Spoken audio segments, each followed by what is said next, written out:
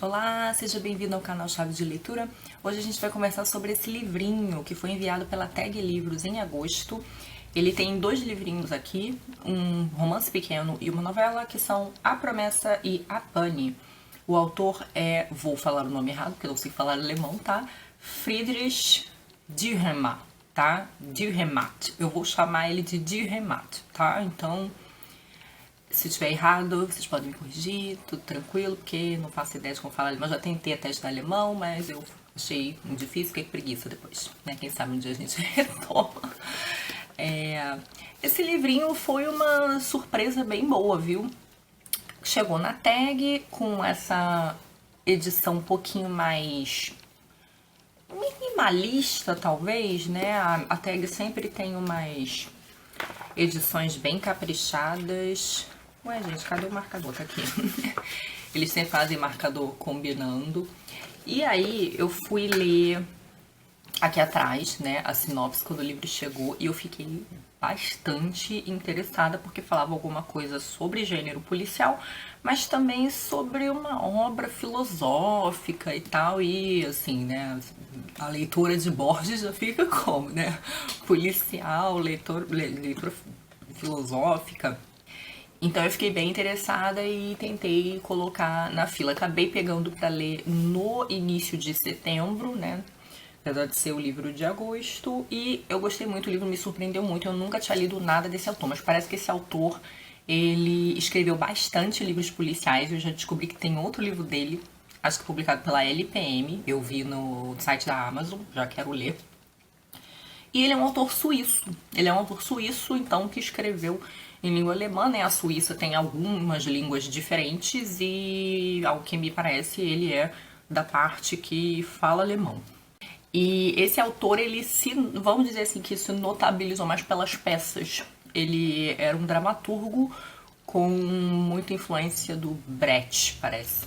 E esse livrinho me interessou muito porque essas histórias dele têm bastante de metaficção, sabe? Uma ficção que fala de si mesmo, de metaliteratura. A primeira história, ela é um pouco difícil de definir. O próprio curador que indicou, que foi o Cristóvão Teza, ele fala sobre como ele fica até com um pouco de pena de chamar o livro de romance policial. Mas ele envolve um crime. Eu prefiro dizer que ele é uma história de crime. E ele tem um formato bem interessante, porque ele começa narrado por um escritor. E a gente vai descobrir ao longo do livro que esse escritor é escritor de gênero policial. E esse escritor diz que ele está de passagem por um lugar quando ele conhece ele tinha ido para um congresso, se eu não me engano. Ele tinha ido fazer uma apresentação sobre literatura, romance policial. Então ele encontra um homem, ele conhece um homem no caminho, o homem puxa a conversa com ele, porque eu acho que o homem reconhece ele como escritor. E o homem começa fazendo um pouco de crítica ao trabalho dele. Ele vai falar, olha, eu trabalhei muitos anos na polícia e eu queria dizer que, assim, os romances policiais dão uma falseada bonita na realidade, né? Então ele vai falar que a história da promessa, que é o primeiro romance aqui, o romance curto, de umas 150 páginas, com esse personagem que se identifica como Dr. H, que vai falar que a realidade de quem lida com crime e o romance policial são muito diferentes. Porque o romance policial lida com uma certa rigidez de regras, né? Quase como um jogo, né? Cada um segue a sua regra, o detetive, enfim. E que na vida real não é assim, muita coisa influi. E isso me lembrou muito.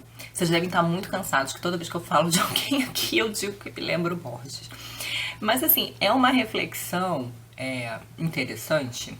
E assim, a lembrança do Borges me foi curiosa, porque o Borges passou boa parte da vida dele na Suíça, né? O Borges, se eu não estou enganada, ele passou a adolescência na Suíça e depois o fim da vida também, né? E com isso eu não tô querendo dizer que o Dürrenmatt foi influenciado pelo Borges, mas é uma coincidência feliz, né? Porque o Borges era muito fã do gênero policial. Mas ele dizia uma coisa muito parecida com a que esse Dr. H vai dizer, que é que o gênero policial, isso fala do Borges, era um subgênero do fantástico.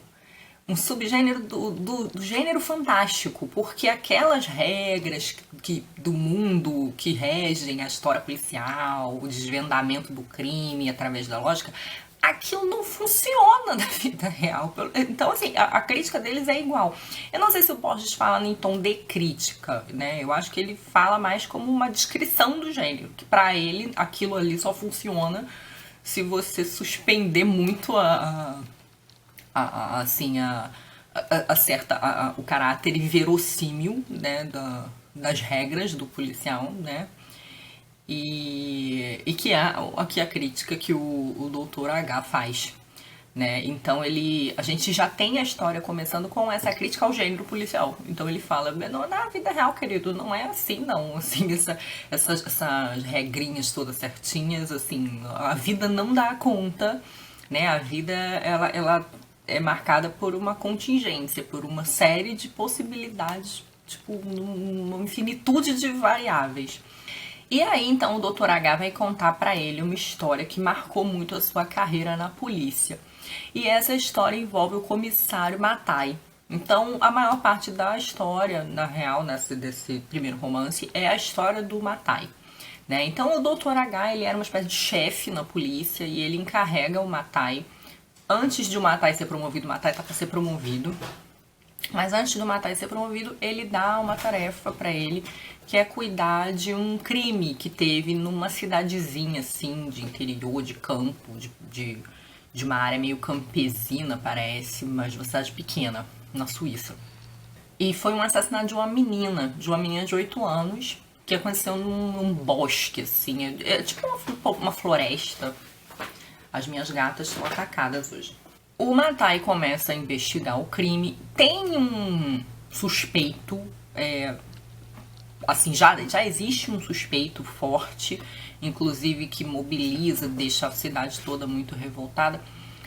Mas o Matai, ele é marcado por uma experiência quando ele tem que avisar os pais da menina o que aconteceu. E ele acaba ficando, assim, muito impactado com o sofrimento dos pais dela. E ele acaba fazendo pra eles uma promessa de que era a promessa de que ele ia descobrir quem era o culpado de ter assassinado a menina lá no bosque. Só que o Matai, ele começa a perceber que o assassinato dessa menina, que acho que era Grizzly, o nome dela, ele tem umas semelhanças com uns crimes de anos atrás, né? E então ele começa a ficar desconfiado de que aquilo pode ser um assassinato em série. E aí não vale mais a pena falar muito, porque né, é muito difícil dar spoiler de história policial, né? Porque aí tira a graça toda. Mas o que acontece então, e o Dr. H fica o tempo inteiro reforçando o quanto o Matai era genial. E ele vai então demonstrar, ele vai contar para esse escritor o desdobramento dessa história. E que tem muito a ver então com essa questão do acaso, né? Então na verdade, o confronto do brilhantismo da razão com todas as possibilidades do acaso no mundo, né? Então, a história é interessantíssima, assim, é uma história que você lê devorando. E tem uma coisa que facilita muito a legibilidade desse conto, que é, além do estilo de remate ser muito direto, né? Ele é muito sem firula. Esse primeiro romance, ele tem os capítulos muito curtinhos, né? Cada capítulo tem 2, 3 páginas, é uma coisa muito rapidinho. Então, é muito interessante e essas duas histórias, elas têm alguns componentes, assim, de estranheza. Tanto a promessa quanto a seguinte, a Planet, que eu vou falar mais daqui a pouco. Elas têm alguma coisa de estranho, de insólito, mas elas também são bastante permeadas por uma reflexão sobre a moral. Eu não conheci o Dürrenmatt e fui dar uma olhada na revistinha. Essas revistinhas da Tex são sempre muito boas, né? Porque elas vêm falando do curador, vem falando do escritor do livro e vem falando da literatura do país. Então ela tem aqui um panorama curto sobre a literatura na Suíça.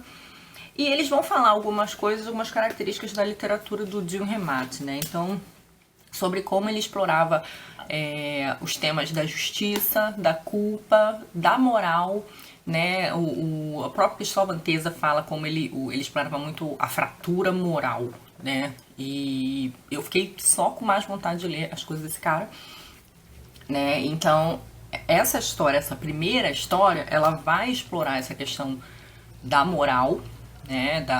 De uma certa fratura moral. Ela vai explorar essa questão do acaso. Tem esse caráter, então, também meta-literário do comentário da própria obra. E, inclusive, na revistinha, fala que o escritor quis fazer essa história depois que ele mesmo escreveu um roteiro pro cinema. E ele achou o roteiro inverossímil demais, meio óbvio. Então ele teve essa ideia de uma obra que se critica. Eu adoro isso, né? Eu acabei de resenhar um livro que também fala do seu próprio processo, faz teoria dentro dele mesmo, que é a Floresta Escura, da Nicole Krauss. Borges é também esse autor, e a gente no Brasil tem o Machado, né? Então esses autores que comentam o processo de escrita, de fazer literatura, ou do próprio texto, né? Ou de literatura de modo geral. Então vai ter essa questão, e é uma história muito bacana, uma história muito angustiante, assim, a gente fica muito angustiado junto com o Matai, né, e com as coisas horríveis que acabam acontecendo aqui. Bom, então tem a história seguinte, que é a Pane, uma novela, uma historinha menor. Eu amei essa história, assim, encerrou o livro com chave de ouro demais, porque a primeira já era muito boa, mas a segunda é incrível.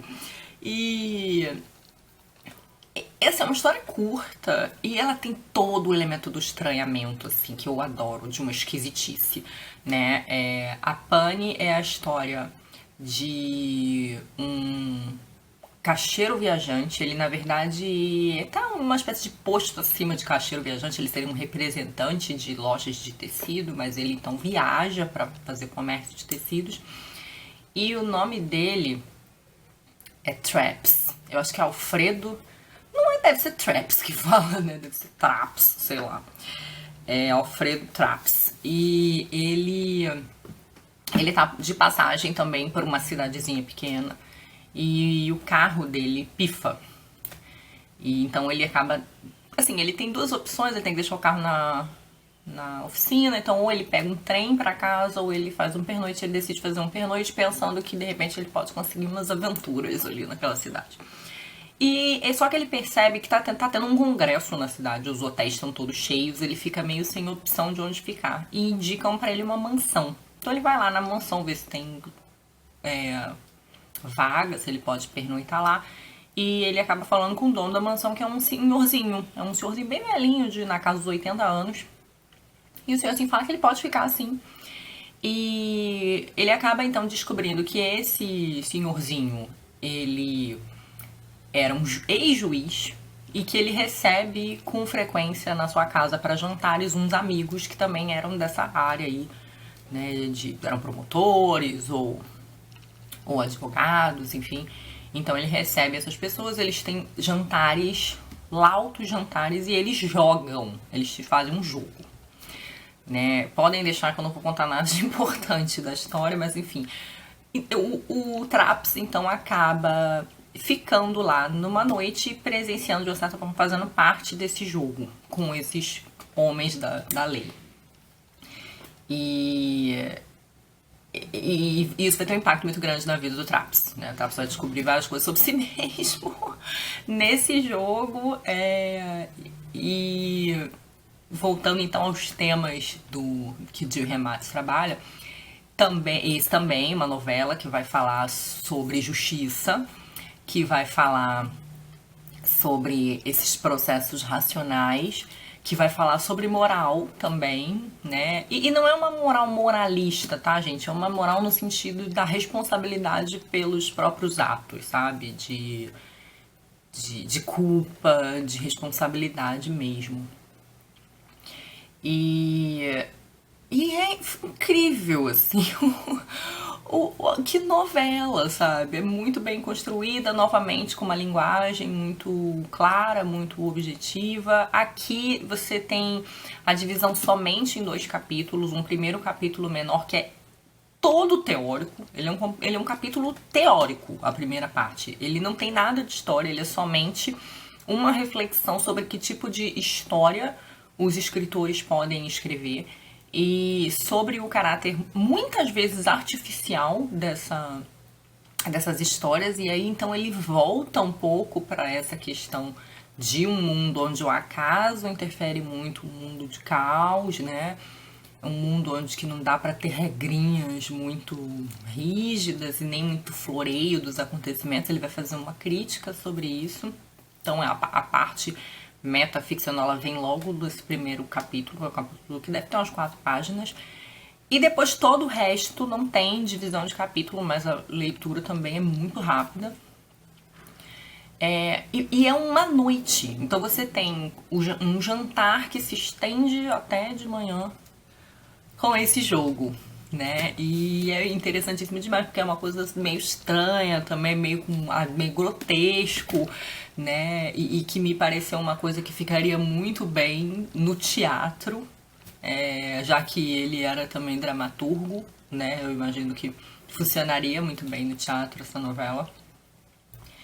Então eu gostei muito, assim, eu achei bem interessante, fiquei muito intrigada para conhecer as outras coisas dele.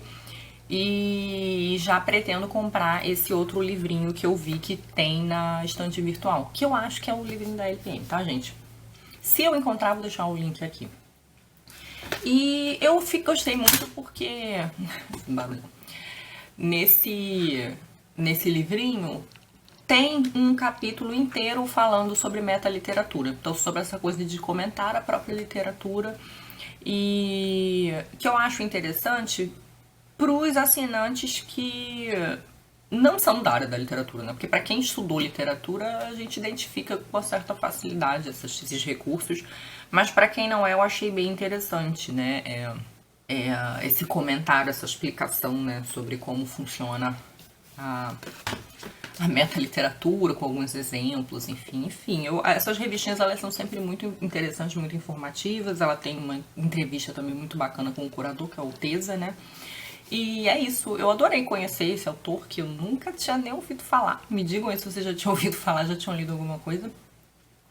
E gostei bastante, indico, se vocês tiverem oportunidade de ler. Deixa eu ver quem foi que fez a edição, pra gente ver se a gente tem... Foi a Estação Liberdade, pra ver se a gente tem esperança desse livro sair depois, ser publicado depois, né, não só dentro da tag. Bom, embora se você quiser muito livro, me parece que agora você consegue comprar a caixinha lá na loja da tag. Eu acho que você pode comprar avulso. Não tenho certeza não, gente, mas eu acho que agora pode. Agora que a loja tá aberta pra todo mundo. É isso, me digam se vocês já tinham ouvido falar nesse escritor e o que vocês leram dele, o que vocês acharam. Beijinhos e até a próxima. Tchau.